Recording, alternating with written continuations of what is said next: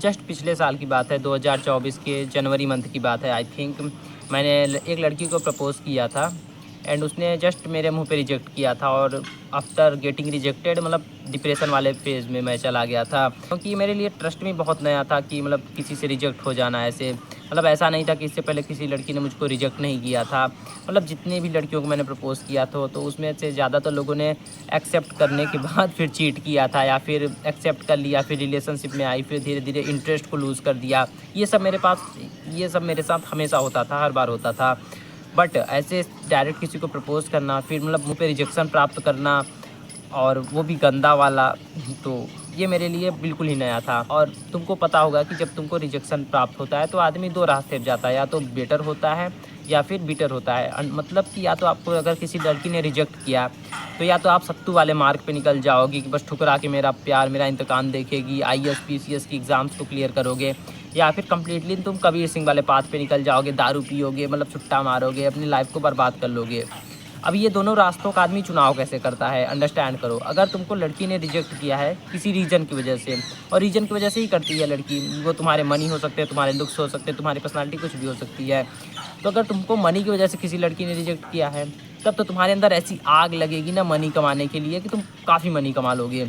लेकिन जब तुम लुक्स की वजह से रिजेक्ट होगे, जो कि मैं हुआ था, और तुमको ऐसा समाज ने बैठाया हुआ है तुम्हारे माइंड में कि लुक्स को इम्प्रूव ही नहीं कर सकते, तब तुम्हारे माइंड में आएगा भाई मैं कर ही नहीं सकता जो चीज़ इम्प्रूव, उसकी वजह से मुझको जज किया जा रहा है, रिजेक्ट किया जा रहा है बार बार, अब मैं क्या करूँ। तब तुम कम्प्लीटली ब्लैक पिल हो जाओगे और बस भगवान को कोसने लगोगे, अपने आप को कोसने लगोगे, और पूरा कम्प्लीटली डिस्ट्रक्शन वाले मोड पे चले जाओगे। और सेम मेरे साथ हुआ था, जंक फूड खाने लगा था मैं, जो कि मैं कभी खाता भी नहीं था, क्योंकि मैं क्रिकेट खेला करता था उस समय पे, तो समोसे, आलू चाट ये सब कभी नहीं खाता था मैं।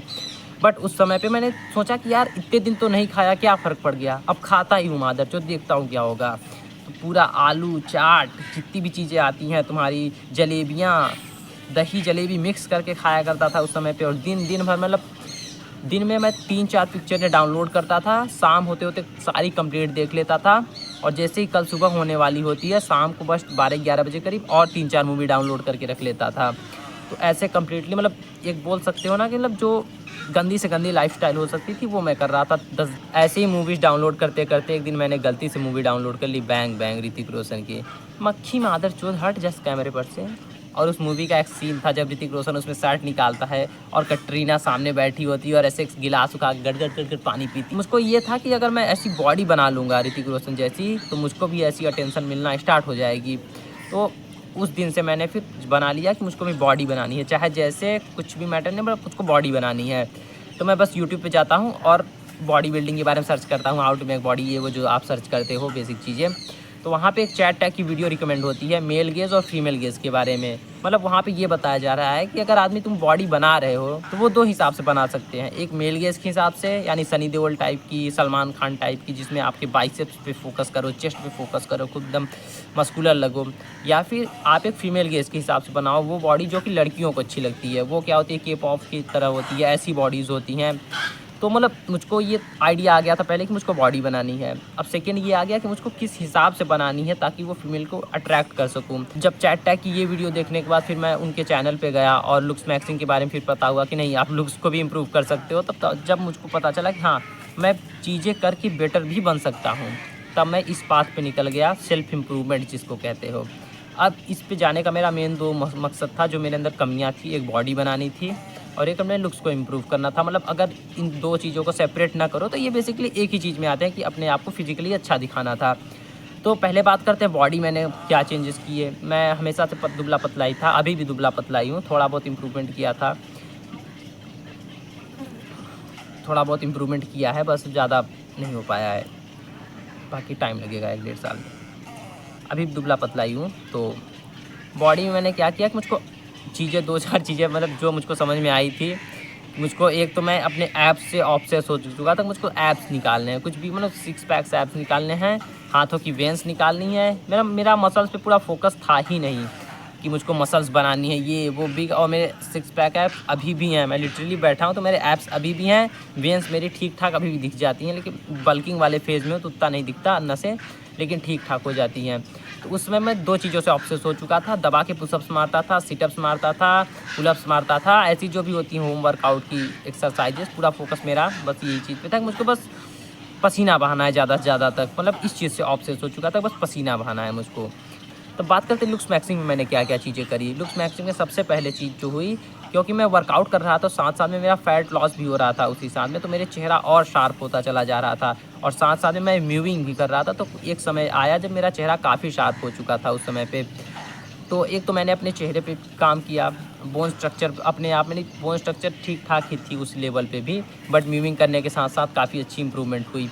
उसके बाद मैंने अपने स्किन क्वालिटी पे काम किया, क्योंकि मैं कंसिस्टेंटली स्वेट कर रहा था, हाइड्रेशन पे भी काम कर रहा था, पानी भी ठीक-ठाक लेवल पे पी रहा था। तो मतलब जो अंदर से आप स्किन आपकी निखर के आती है ना, वो मेरी ठीक-ठाक उस लेवल पे भी हो गई। उस तीसरी और सबसे हार्ड चीज़ जो मैंने करी थी, वो थी अपने मूँछों को उड़ाना। क्योंकि मेरे घर में ऐसी कहानियाँ थी कि मेरे चाचा एक बार क्लीन शेव करके आए थे, मेरी एज के थे, तो मेरे पापा ने उनको बांध के मारा था लिटरली। पेड़ होता है ना, पेड़ पे बांध के मारा था, क्योंकि मेरे घर में और मेरे साइड में माना जाता है कि जब तक आपके बाप जिंदा हैं, मतलब बाप के मरने के बाद मूंछ को मुड़ाया जाता है, मूंछ को मतलब बनवाया जाता है, क्लीन शेव किया जाता है कम्प्लीटली वाला। तो अब मुझको ये तो पता था कि हाँ भाई, लंका तो लगेगी तुम्हारे घर ऐसा सब करोगे, लेकिन था कि करके देखते हैं यार, मतलब अभी तक भी कौन सी बात पापा की मानी थी, तो मतलब करना था, हाँ करके देखते हैं, हटा के देखते हैं। तो बस किसी तरीके से क्लीन शेव मार दिया। मतलब पहली बार तो कैंची से छोटा छोटा करके कट किया था, तो हाँ थोड़ा कॉन्ट्रास्ट उससे बढ़ जाता है जब आपके मूछें हट जाती हैं, और आपका चेहरा मतलब अगर अच्छी आती हैं तब रखनी है। मुझको अच्छी ना आती थी, ना आती हैं, फ्यूचर में आएंगी पता नहीं। लेकिन फिर उसको उड़ाने के बाद मेरा जब स्किन क्वालिटी पहले से अच्छी थी, और मूंछ उड़ाने के बाद कॉन्ट्रास्ट और अच्छा बढ़ गया, फेस और शार्प हो गया था उस समय पे। चौथी चीज़ जो मैंने इंप्रूवमेंट करी वो थी मेरी हेयर स्टाइल पे। अब हेयर स्टाइल मुझको पता था मेरा स्कल शेप के हिसाब से रखना है, तो स्कल शेप जो मेरा था वो विब स्कल था, जो ऐसे आपका कर्व बन के आता है ना।